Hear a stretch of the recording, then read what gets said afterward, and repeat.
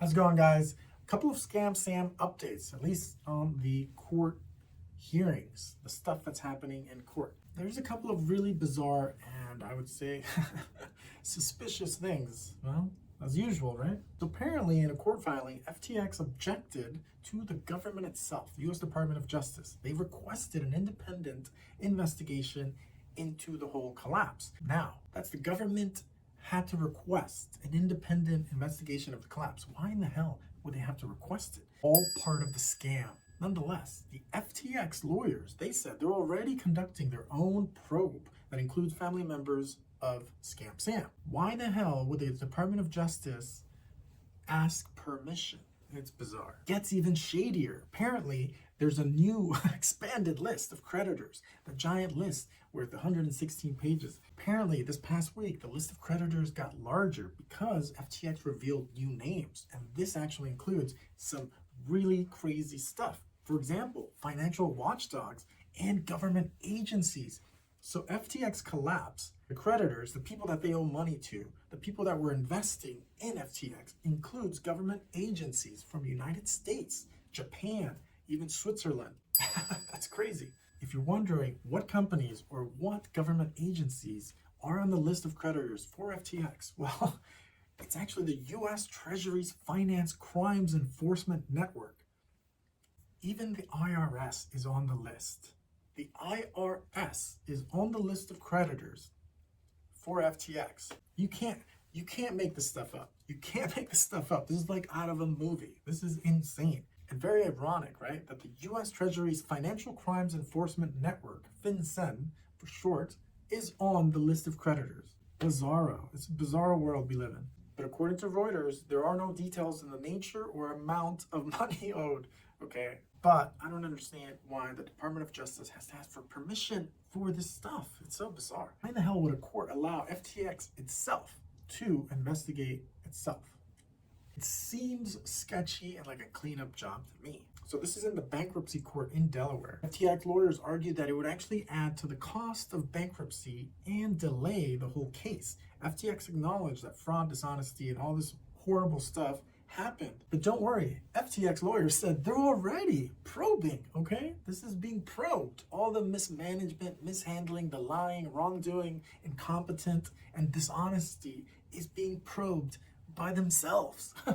FTX apparently is also seeking info on political donations made by FTX itself and Scam Sam, including the mother and even his brother, Gabriel Bankman.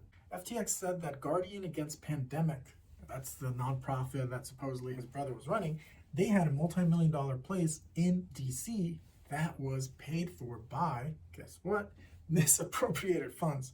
Surprise, surprise. But for some reason, this is all being done by FTX itself. It seems sketchy. The US Department of Justice bankruptcy watchdog has called for an independent investigation into the collapse, but just getting rejected. FTX goes even as far as saying that the new CEO, John Ray, who of course worked with Enron and Residential Capital through bankruptcy, is prepared to testify. This guy, the new CEO, is trying to avoid the DOJ, Department of Justice, from doing their own independent investigation. All part of the scam. He's prepared to testify against the Department of Justice doing their own independent investigation because, according to John Ray, the new CEO, he says that he would provide a minimal benefit to creditors, where according to Reuters, even FTX's official committee of creditors joined the company FTX in opposing an appointment of an examiner, an independent examiner. Now, why would that be? Why in the hell would that be? It gets even crazier. It gets even crazier. In another crazy update, court filings for Scam Sam. Scam Sam's defense lawyer is trying to postpone a few hearings. Scam Sam has to explain why. This is crazy. This is crazy. He has to explain why he should be able to access and transfer crypto before trial, October. See, what's really annoying is that the prosecutors consented to the request to delay the hearing. So basically, they said, okay, we'll give you more time so that you can build up a case, your case, and make an argument as to why we should allow Scam Sam to have access to crypto and be able to transfer it. all before trial, all part of the scam. The guy's being handled with kid gloves. I mean, oh my God, these prosecutors, crazy. He has to explain this to the judge because he requested it. He requested it. This guy's clowning around. So first you have FTX not wanting an independent investigation by the government itself into FTX because they're saying we're investigating ourselves. At the same time, you have prosecutors allowing Scam Sam access to crypto and the ability to transfer. Very interesting. And this is all, of course, after the judge let him out on house arrest because her husband, the first judge, her husband did work for FTX. You can't make this stuff up. It's crazy. So all this stuff is absolutely wild and mind-boggling. I can't believe that government agencies are actually on the creditor list. That's crazy. Scam Sam. Wow. That guy, FTX, was deep in some stuff. But anyways, that's it for now, guys. Thanks for watching. Smash like if you haven't. Please do subscribe, and I'll see you in the next one. FTX, like, did Sam ask you to come on, or did you realize, okay, like, Sam needs a hand, I'm going to come on and help him? How did that initial interaction go? Well, I don't know. I think we've always enjoyed working together and thinking together. At least I like to think so. So when I really came on was after Sam asking me for a number of years if I'd be interested in doing it, which was really gratifying. I think any parent would love to hear that. I wanted to make sure that I could do it and be useful. But I think from the start, whenever I was useful, I lent a hand. And it was clear at the start that on things like law, I mean, the company didn't have any lawyers. So I think my utility there was pretty obvious. What are some of the things, because now you've been, much more active member of FTX in the last maybe year and a half or something. What have you been up to? Like, what have your interests been?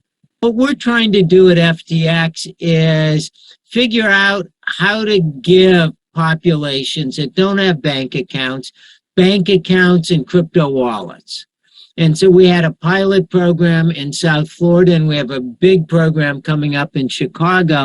Part of the scam. And in the video, he's promoting FTX to those who are unbanked, essentially poor people, right?